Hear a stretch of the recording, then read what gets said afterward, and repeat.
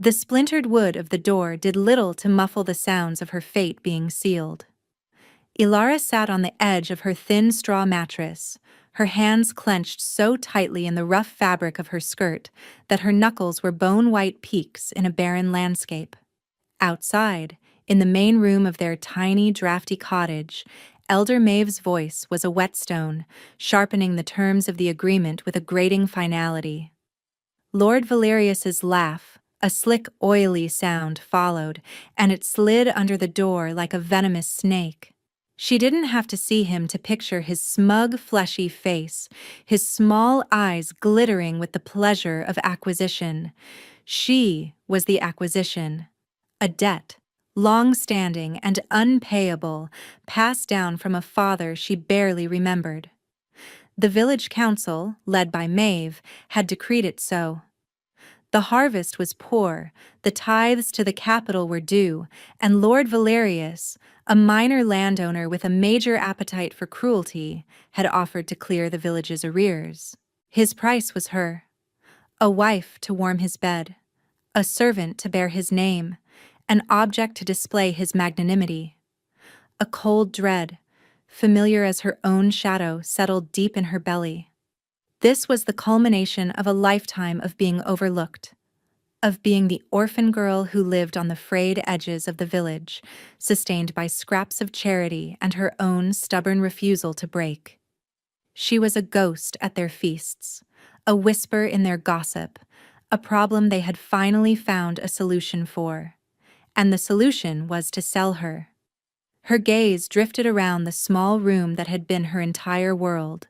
The rough-hewn walls, the single cot, the small wooden chest containing her only possessions, a worn dress, a comb missing half its teeth, and a small smooth stone her mother had given her before the sickness took her. It was a pathetic collection, a testament to a life lived in the margins. Yet, it was hers. And they were taking even that. "She'll be ready by week's end," Elder Maeve announced, her voice rising to carry through the wood. "Clean, presentable. You'll have no complaints, my lord." "Oh, I'm sure I'll find a way to tame her," Valerius purred, and the implication in his tone made Ilara's skin crawl. He saw her not as a person, but as a wild thing to be broken. A prize won through a transaction, not a woman to be courted. The thought of his hands on her, his breath on her skin, was a violation that had already begun. Something inside her, a small hard kernel of defiance that had kept her sane through years of hunger and loneliness, finally cracked. It did not shatter. It split open, and a slow, hot anger began to uncoil within her chest. They could sell her name, they could barter her future, but they could not have her. Not the essential part of her that still remembered starlight and the scent of wild jasmine. She would not be tamed, she would not be broken, she would run. The decision, once made, was like a physical weight lifting from her shoulders. The dread did not vanish, but it was joined by a sharp, electric current of fear and purpose. She stood, her movements silent and practiced from years of trying to be invisible. She pulled the small wooden chest from under her cot. Her hands did not tremble. They were steady, resolute. She changed into her sturdiest pair of worn leather shoes, thin-soled but better than nothing. She layered her spare dress over the one she wore for a little extra warmth against the night's chill. Into a small cloth sack, she tucked the comb, the smooth stone, and the half-loaf of stale bread she had been saving. It wasn't much. It was everything.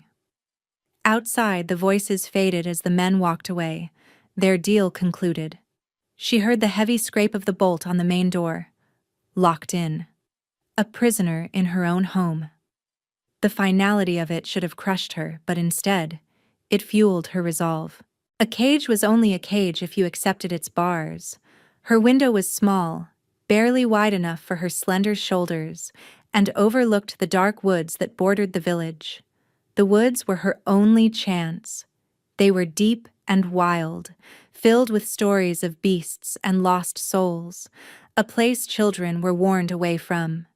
But tonight, the dangers within the forest seemed far less monstrous than the man who believed he now owned her. She waited.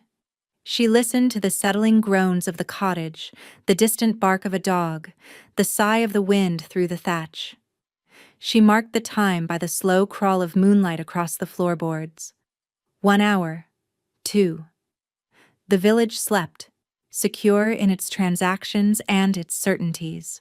It had forgotten about her, the quiet girl in the locked room. That was its mistake.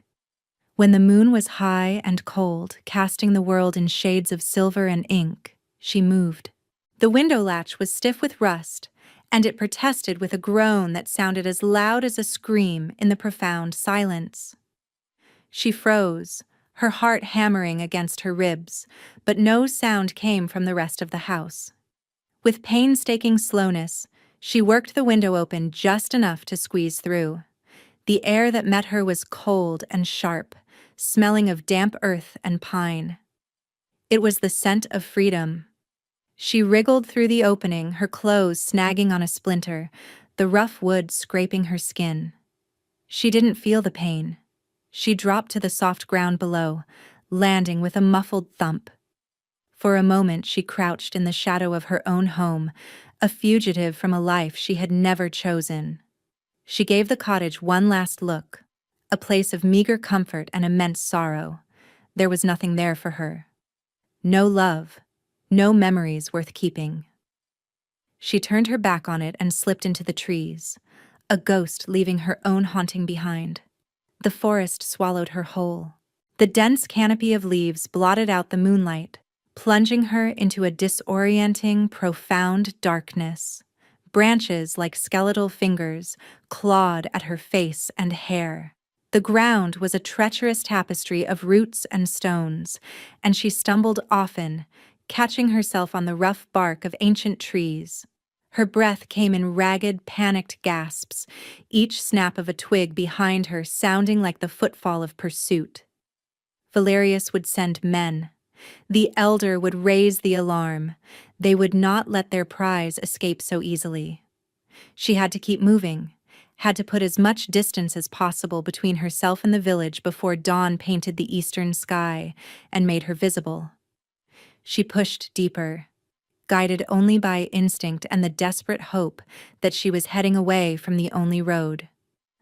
After what felt like an eternity, her frantic pace slowed. Her lungs burned and her legs ached with a deep, trembling fatigue. She leaned against the massive trunk of an oak, closing her eyes, trying to force the panic down. The forest was no longer just a place of fear. It was quiet here, a deep, resonant silence that was different from the stifling quiet of her room. The air was cleaner, the world felt larger. It was then that she felt it. A subtle shift in the atmosphere. The hum of the insects seemed to quiet. The whisper of the wind in the leaves held its breath. It was the unnerving stillness that precedes a storm, the feeling of being watched by something far older and more powerful than a village lord's hunting party. Her eyes snapped open, scanning the impenetrable darkness around her. Every shadow seemed to deepen, to coalesce. She was not alone. The certainty of it was a cold fist clenching around her heart. It was not the clumsy crashing of Valerius's men. This was a presence, silent and absolute. A figure detached itself from the shadow of a monolithic pine tree not 20 paces from her. He hadn't made a sound. He was simply there, as if he had been carved from the night itself. He was tall, impossibly so, and broad-shouldered, a silhouette of immense power against the faint starlight that filtered through the leaves. He was not a villager. He was not a hunter. He was something else entirely. Fear, sharp and primal, seized her. She took a half step back, her hand flying to the small sack at her waist, as if a comb and a stone could offer any protection. He remained perfectly still, a predator allowing its prey to see it, to understand the futility of flight. As her eyes adjusted, details began to emerge from the gloom. He wore dark, practical leathers, but they were of a quality she had never seen before, supple and perfectly tailored to a physique that spoke of disciplined strength. There was no visible weapon, yet he radiated a danger more potent than any drawn sword. His face was a collection of sharp angles and shadows, dominated by a strong jaw and a stern mouth. But it was his eyes that captured her, that held her pinned in place. Even in the dim light, they seemed to possess their own luminescence, a pale, stormy gray that sliced through the darkness. His gaze was not lecherous like Valerius's, nor was it dismissive like the elders'. It was ancient, and heavy, and intense. It swept over her, not with judgment, but with a startling, unnerving focus, as if he had been waiting for her, and only her, for a very long time. She felt seen, truly seen, for the first time in her life, and the sensation was so foreign it was terrifying. It was a gaze that stripped away the grime and the fear, and looked directly at the defiant spark she had guarded for so long. He took a single, deliberate step forward, and the world seemed to tilt on its axis. A strange, inexplicable pull resonated from the center of her chest, a low thrum that echoed the silent power emanating from him. It was a physical sensation, like a thread suddenly pulled taut between them, a hum that vibrated in her very bones. It wasn't frightening. Inexplicably, it felt like recognition. Like coming home to a place she had never been. Her heart, which had been hammering with fear, gave a painful, convulsive lurch and began to beat to a new, deeper rhythm. He stopped, as if sensing the profound effect he was having on her. He stood there, a pillar of stillness in the whispering woods, his storm-gray eyes never leaving hers. The silence stretched, thick with unspoken questions and a tension that was more than just fear. It was destiny, coiled and ready to strike. Finally, his voice came, and it was the night-given form. Deep, resonant, and calm, with an undercurrent of iron that suggested it was a voice accustomed to absolute obedience. "Where are you going?" The question was simple, direct. It should have been easy to lie, to feign confusion, to play the part of a lost girl. But looking into those eyes, she knew a lie would be an insult. And for some reason, she could not bring herself to insult this man. Thinking him a bounty hunter, perhaps one more skilled and dangerous than any Valerius could afford, she found her defiance was the only truth she had left. She lifted her chin, her own voice barely a whisper but laced with the same stubbornness that had carried her this far. Anywhere but back there. A flicker of something, surprise, interest, crossed his stoic features. It was there and gone in an instant. He took another slow step closer. The pull in her chest intensified, making it difficult to breathe. He was close enough now that she could see the faint silver threads at his temples, the hard line of his mouth. He smelled of pine and cold night air, and something else. Something uniquely his. Power. "They will come for you," he stated. It was not a warning. It was a simple fact. "Let them," she shot back, the words braver than she felt. "I will not be property." A long moment passed. He studied her, his gaze unwavering. She felt like a page in a book he was reading with intense concentration. He seemed to be weighing her, measuring the truth of her words against the trembling of her hands. "What is your name?" he asked, his voice softer this time, but no less commanding. "Ilara." She said it, her own name, and it felt new on her tongue, spoken into this strange, charged space between them. It was not the name of a debt. It was the name of a girl who had fled into the woods at midnight. "Ilara," he repeated, and the way he said it was different. He spoke it not as a label, but as a discovery, a word of profound significance. The thread between them vibrated, a chord struck in the heart of the world. I am Kaelin. The name meant nothing to her. He was a stranger, a formidable and terrifying presence in the woods. And yet, that inexplicable sense of safety, of rightness, warred with her instinct to flee.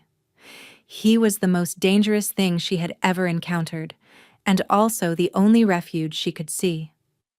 They will not have you, Kaelin said, his voice dropping to a low, possessive growl that sent a shiver down her spine. It was not the predatory tone of Valerius. This was the sound of a mountain declaring it would not be moved. You're coming with me. The command was absolute. It was a decree from a king, though she did not know it. To her, it was a terrifying, impossible choice. To trust this stranger was madness. To refuse was to be left to the wolves, both animal and human. Why? The word was torn from her, raw with suspicion and desperation. You don't know me. You don't know what I'm running from. I know enough, he said, his gray eyes searching her face. I know you have fire in you, and I know that you are not for them. He took the final step that closed the distance between them. He did not touch her, but his proximity was a physical force, a wall of warmth and strength that shielded her from the cold night. I will not force you, Alara. The choice is yours. You can keep running. Take your chances in the wild. I will not stop you. He paused, letting the weight of that choice settle on her. The wilderness, starvation, the certainty of being hunted. Or, he continued, his voice a low murmur that seemed to speak directly to the thread in her chest. You can come with me, and I swear on my name, no one will ever treat you as property again. In that moment, he offered her more than just safety. He offered her dignity. He saw the very thing she was fighting for and named it as a right she deserved. In his eyes, she was not a debt to be paid or a creature to be tamed. She was a person with a fire inside her, gaze turning inward for a fleeting second, his gaze turning inward for a fleeting second, for something genuine, for a long, long time. Loneliness. She recognized it instantly. It was the same hollow ache she had lived with her entire life. This powerful, terrifying man was lonely. The realization was a staggering blow, dismantling the last of her defenses.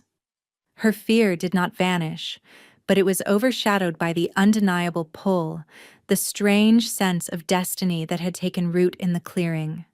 She looked from his intense eyes to the dark, unwelcoming forest behind her, and then back.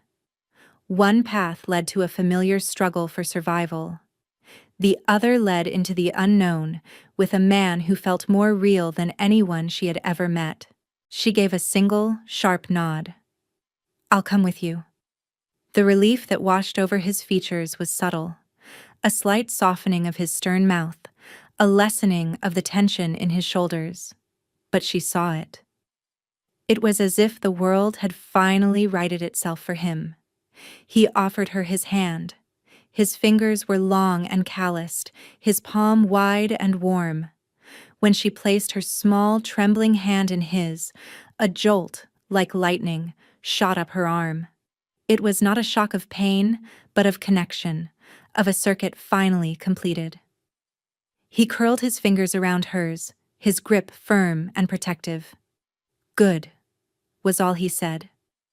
He turned and began to walk, leading her deeper into the woods, away from her past. With his hand in hers, she did not stumble. She felt anchored, secure, as if she could walk through the darkest forest in the world and fear nothing. They walked for hours in a comfortable silence, a silence that was not empty but filled with the low hum of their new connection. As the first hint of dawn began to paragraph. As the first hint of dawn began to bleed through the canopy, they arrived at a hidden clearing.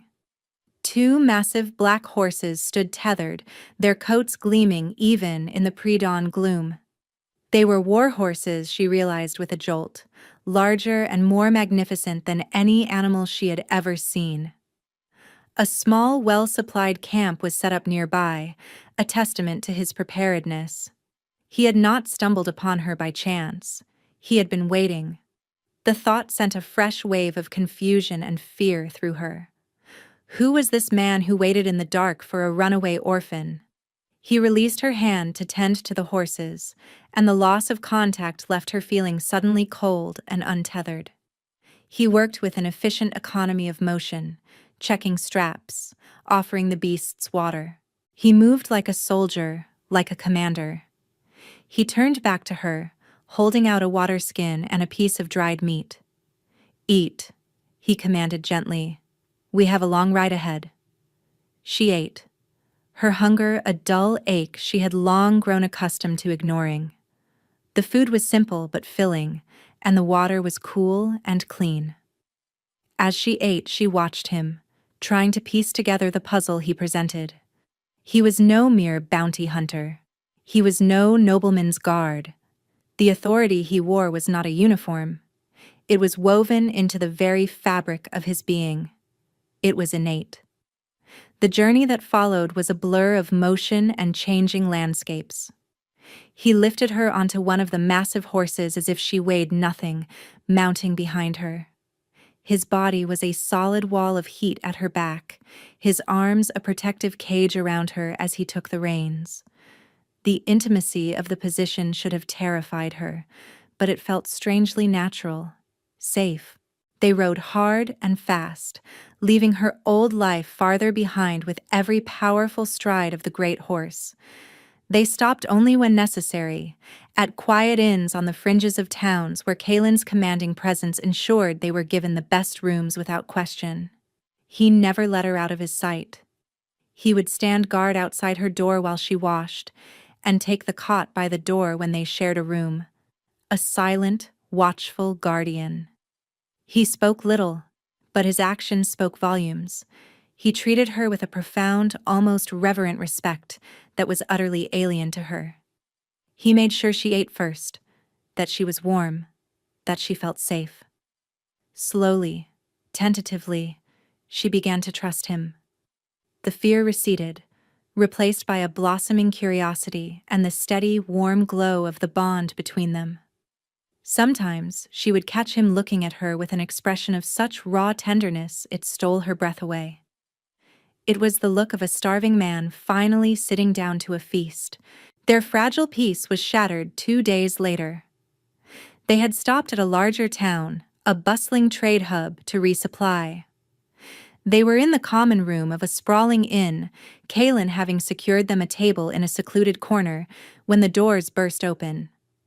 Lord Valerius strode in, flanked by 2 brutish guards and a triumphant-looking elder Maeve.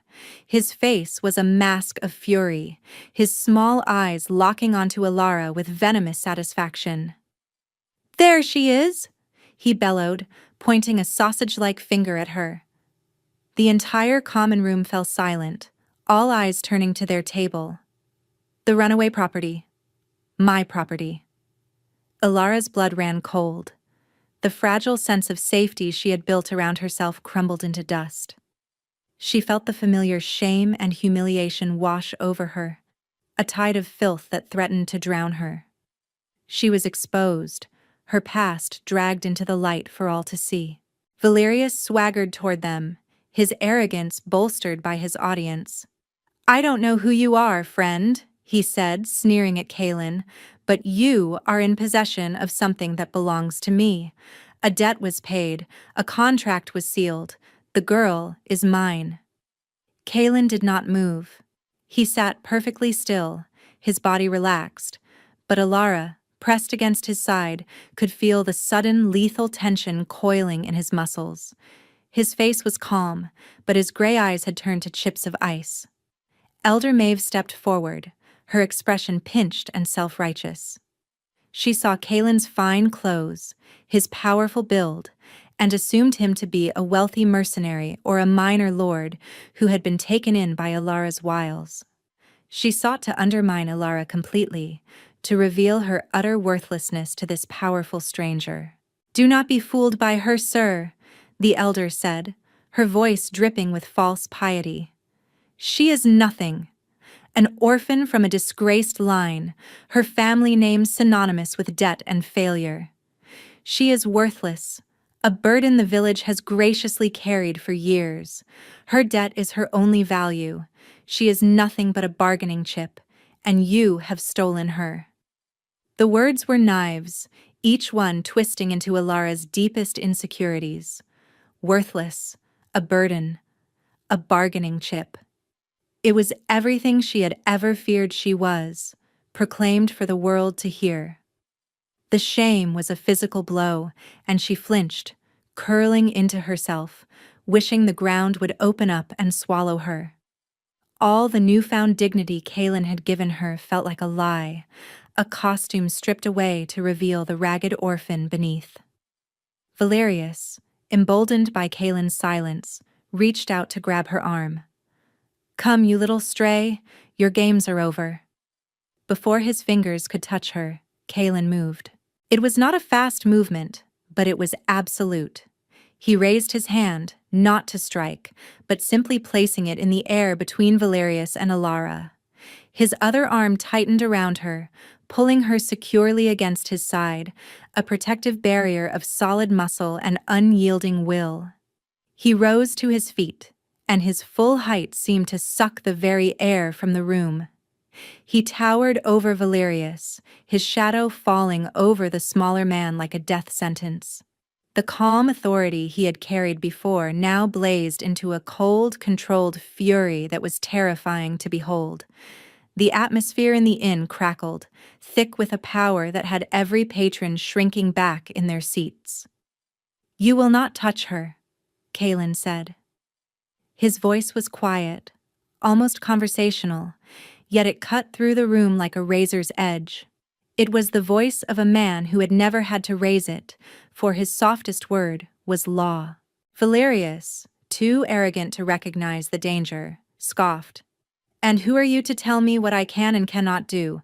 She is mine by law." Kaelin's gaze was utterly chilling.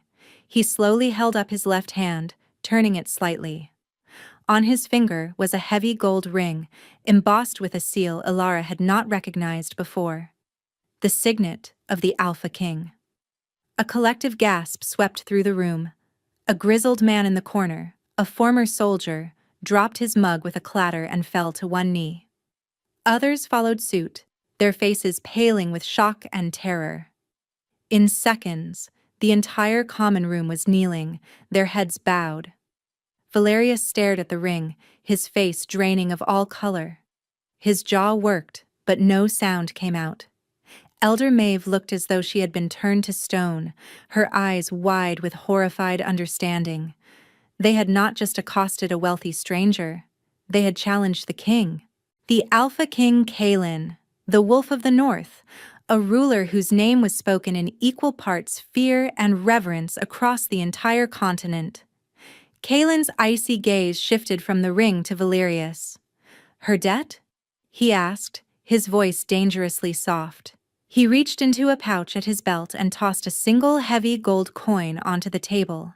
It spun, flashing in the lamplight, before settling. It was more money than Valerius would see in 10 lifetimes. "Consider it paid." He then looked down at Ilara.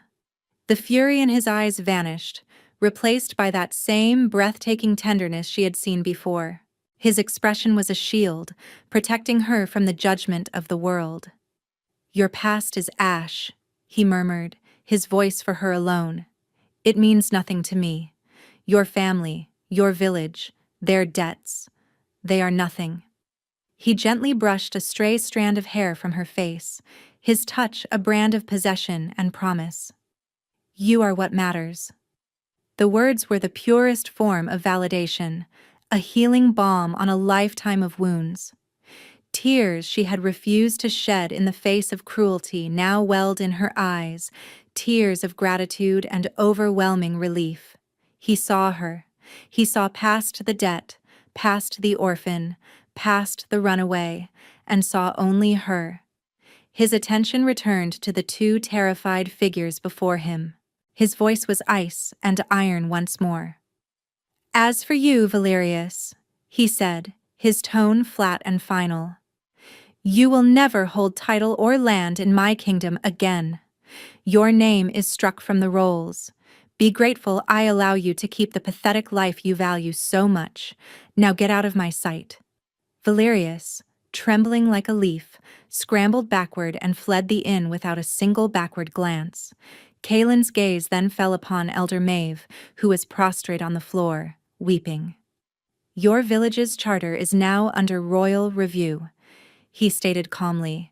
"I suggest you return home and teach your people the difference between law and justice, for I will be sending my magistrates to ensure the lesson is learned." With a final dismissive glance, he turned his back on them, his dismissal absolute. The confrontation was over. He had vanquished her demons with a few quiet words and the sheer force of his will. He cupped Ilara's face in his hands, his thumbs gently wiping away her tears. Was a brand on her soul. A public seal was a brand on her soul. A public seal on the invisible bond that had drawn them together in the dark woods. It tasted of protection, of fury, of a love so profound it shook the foundations of her world. He pulled back, his forehead resting against hers, his stormy eyes blazing into hers. "You are mine now," he breathed, the words a sacred vow.